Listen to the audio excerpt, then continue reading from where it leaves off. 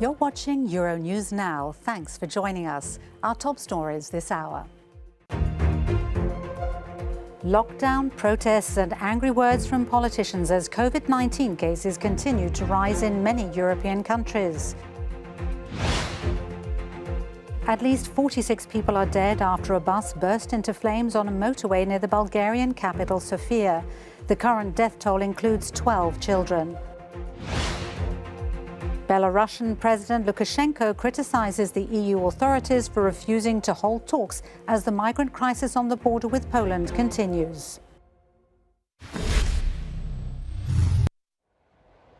Calm returns to the streets of Rotterdam following the recent clashes between Dutch police and protesters angry at the reintroduction of anti-COVID measures. Responding to the weekend's violence, caretaker Prime Minister Mark Rutte has not held back on his condemnation of some of those taking part.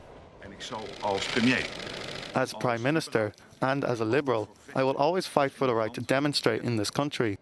This is part of our democracy, of our rule of law. But what I will never accept is that idiots use sheer violence against the people who work for you and me every day in the field to keep this country safe under the guise of being dissatisfied.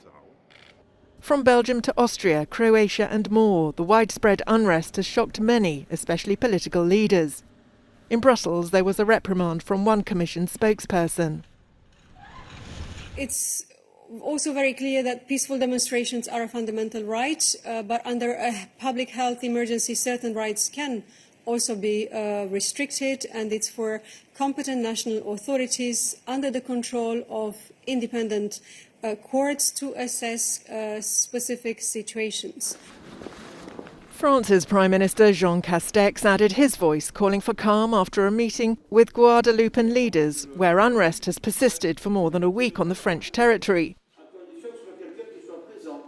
Castex chaired the meeting virtually after being classified as a COVID contact. He's since tested positive. Meanwhile, in Austria, some are prepared to adapt to the reimposition of the national lockdown. Many restaurants have switched to takeaway services again, while hoping for orders from loyal clients.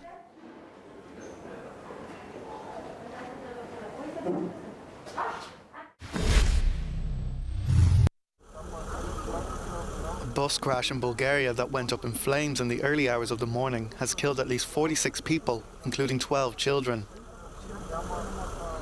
The majority of those involved in the crash are known to be North Macedonians who were travelling through Bulgaria after a holiday trip to Turkey. The tragedy occurred along a Bulgarian highway near the town of Bosnek, located just 45 kilometres from the capital, Sofia.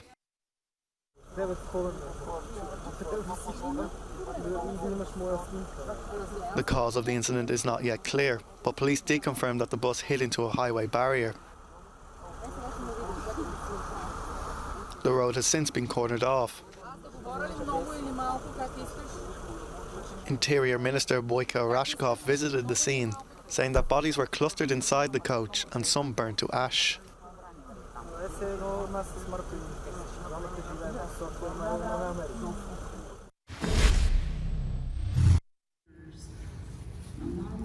Hundreds have attended a candlelit vigil in Waukesha, Wisconsin, a day after a driver slammed through barricades and into a Christmas parade.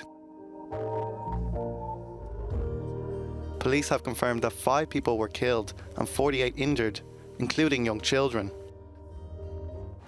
Suspect Darrell Brooks is facing 5 counts of intentional homicide.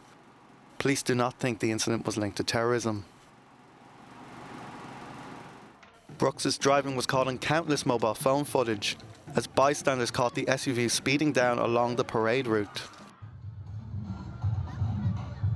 The dead and injured included members of the Milwaukee Dancing Grannies, who are regular performers at the city's parades. The incident has been described as one of the state's largest mass casualty events in recent history.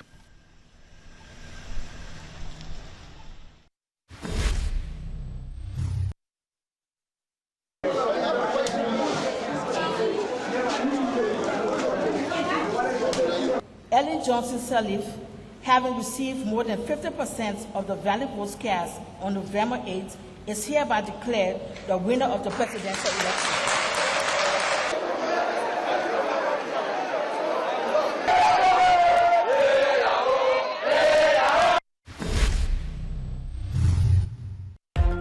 American actor Kevin Spacey has been ordered to pay the production company behind the hit television series House of Cards nearly $31 million after losing a sexual harassment lawsuit. A Los Angeles court found Spacey violated his contract's demands for professional behaviour. The 62-year-old Oscar winner's career came to an abrupt halt as the #MeToo movement gained momentum. A new report shows that alcohol sales in Sweden increased by more than 25% in the first year of the pandemic. The report shows 1 in 5 employees has developed a problem or abused alcohol in the last year.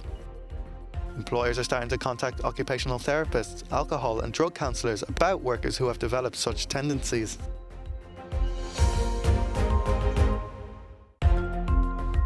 An evacuation of locals on the Italian island of Volcano north of Sicily has been called due to the emission of potentially lethal gases. Reports of rising carbon dioxide levels way above normal are said to be coming from the subsoil, making both locals and domestic animals ill. The island, which gave volcanoes their name, will be off limits to tourists for at least a month. A red zone has been enforced in the island's main harbour area. That's where, according to experts and authorities, the level of gas linked to volcanic activity is more concentrated, with values of carbon dioxide above normal levels. Now, the mayor also ordered the evacuation of around 250 families. They've been told not to remain in that area between 11 p.m. and 6 a.m. Also, we do understand that back in October, Italy's Civil Protection Agency issued a warning after noticing changes in volcanic parameters. And once again, back in October, several residents reported that volcanic emissions had caused sickness in their pets. Now, really, in order to understand what has happened, now, according to the Italian Institute of Volcanology, there has been an increase in heavy gases, which reduced the presence of oxygen in the air, causing respiratory difficulties. It's not really clear how long the situation will go on for. What we do understand is that the latest orders are expected to last for about a month, during which the island will be off limits for tourists. Giorgio Orlandi, Euronews in Rome. The Canary Islands has declared a lockdown for several towns on the island of La Palma due to the relentless stream of volcanic activity. The decision follows concerns toxic gases may arise from a third lava delta as the lava flow reaches the sea. I've heard the sound of sirens. Yes, I assume there are gas warnings. So far, the lava has added an additional 43 hectares to the island since the Cumbre Vieja volcano began erupting more than 2 months ago. The lava has destroyed more than 2,000 buildings, requiring 7,000 families needing evacuation off the island. Earthquake tremors are a constant, sometimes recording in the hundreds. Despite the Spanish government pledging €225 million in aid, the destruction could far surpass that price. The lava has also been destructive to farmland, with banana trees on the island being a particular target. In the past 3 weeks, it is estimated that La Palma has lost over €103 million due to the volcanic activity.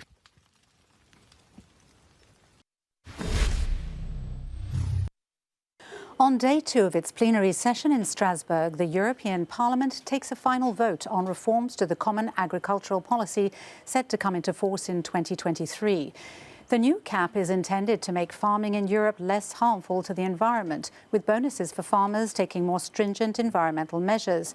But Green MEPs and their colleagues on the radical left plan to vote against it, calling it an exercise in greenwashing and saying it benefits industrial farms to the detriment of smaller farmers.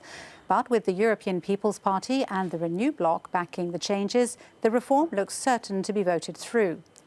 Many small farmers have been staging protests against the new package. One of them is Tess Berlens of the Farmers Forum, who joins me now from Goik in Belgium. Tess Berlen, you were among the farmers protesting against these new reforms. Why don't you want them? Actually, we've noticed that the former common agricultural policies provoked an enormous economic disadvantage for the small-scale farmers in Europe. to that extent that a lot of these farms have gone bankrupt and have been taken over by bigger farms. And actually, this new CAP reform promised us to do otherwise, but we have to conclude that actually this is the same mechanism. So the big farms will survive, the small ones will be eradicated. And we think that this is a very big risk for the food security of Europe in the future. But wouldn't no reform at all, if the vote were to fail, be even worse situation for small farmers, food security and the environment? The old CAP wasn't a good one, it wasn't working for us. But at the same time, I prefer to have a complete block, because it's not the fault of our farmers' unions, it's not the fault of our farms. It's not our mistake that this CAP reform is so bad. This is the homework of the European Union that has been done incorrectly. We have been paying these people to do their job and they didn't do it correctly. So they have to go back to their offices, to their desks. They have to go back to their work, and they have to do it correctly. And they have to change this CAP if they want to have an agricultural policy that is capable of responding onto climate change, and that is giving us the possibility to continue our small-scale farms that are completely interacting with the environment and with the local communities. But it does look as though this vote is going to be voted through later today. What will your next steps be in that case? Then I will be further on disappointed in our European Union, and then I'm still wondering how they managed to give themselves a democratic face, because all the choices they're made are choices made for the big corporations and for the people with a lot of money and for the people that possess already a lot of soil. And I'm really asking them, and I want to look them in the eyes when I'm pointing this question: where is your link with the small people of Europe? There is so many people that have the feeling that they're not heard, not at all, as well in the farmers' world as in the cities, and you're really losing contact with them. And you're making the choices for these big corporations, and this is devastating our future. So where is your where is your ethical compass? As at least some of the hundreds of migrants still stranded at the Polish-Belarusian border begin to receive some shelter and supplies, on the diplomatic front, the war of words continues. Belarusian President Alexander Lukashenko has criticised the European Union for its refusal to hold talks on the crisis, but has stressed he does not want a confrontation with Poland. We need to get across to the Poles, to each Pole, and to show them that we are not barbarians. We don't want a confrontation. We don't need it. Because we understand that if we overdo it, a war will be unavoidable, and it will be a catastrophe. For its part, the EU says it's hoping to hold technical talks with UN agencies to address the repatriation of the migrants. Usually we don't comment what Mr. Lukashenko is saying, because a lot of this has nothing to do with the reality. But we've been very, very clear in saying over the last few days what we are going to do when it comes to EU's assistance or possible contribution towards solving this artificially created crisis. Meanwhile, the EU's Commissioner for Home Affairs told Euronews she wanted Poland to allow aid agencies access to the border. They have been calling on the Polish government to be more transparent. I think it's really a problem with the lack of transparency what's going on the Polish side, and also the lack of access for organizations like UNHCR and IOM. Belarus has issued footage of medical aid being given to migrants whom they say have been mistreated by Polish security forces after breaking across the border, something Poland denies.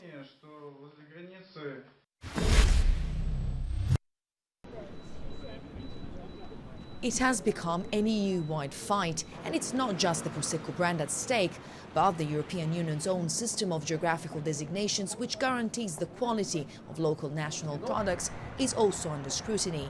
As the European Commission prepares to debate Croatia's request to name its wine Prosecco, other EU countries have stepped in to support Italy. The decision could in fact set an important precedent on the continent. Both the Italian government and Coldiretti, Italy's main farmers' organisation, sent their formal objections to the Commission opposing Croatia's move. Gianmarco Centinaio, Under-Secretary for Agriculture, has been leading Italy's defence efforts. The purpose of our initiative is to protect the consumer.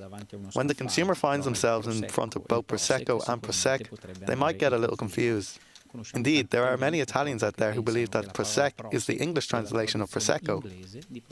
Under-Secretary Centinaio explains this case is unique, despite the fact that the Made in Italy brand has already come under threat a number of times. Nel momento in cui si attacca il Prosecco, che è il vino italiano più venduto nel mondo, è normale che When it's Prosecco under attack, Italy's most sold wine around the world, it suddenly becomes a national affair.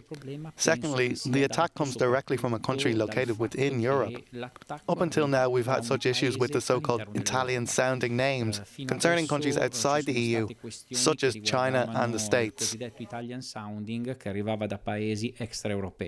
Croatia argues that the name Prosecco is centuries old, but local promoters of the Italian wine believe the Croatian label is the translated version of the place where Prosecco originated. Noi possiamo trovare ancora delle bottiglie di produttori italiani. It's still possible to find bottles that had been produced by Italian winemakers dating back to the past century under the name Champagne,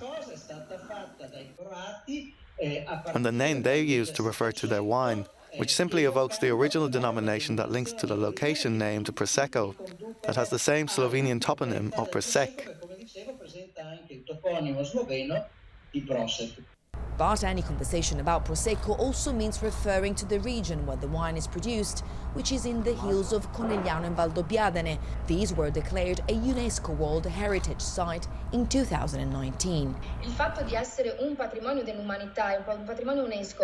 The UNESCO World Heritage Site recognition is something that helps the economy. Tourists travel to the area to visit the hills that are very distinguished from a geographical point of view. They are unique in the world, but they also know about the product they can find there, which is part of the local culture and tradition.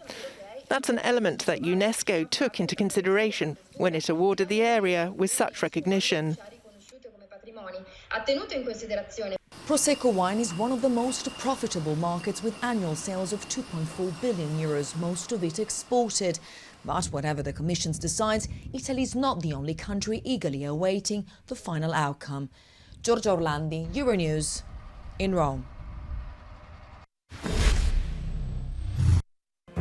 That's it for now, but do stay with us as we bring you all the latest from across Europe and beyond. You can also find more on our website, euronews.com.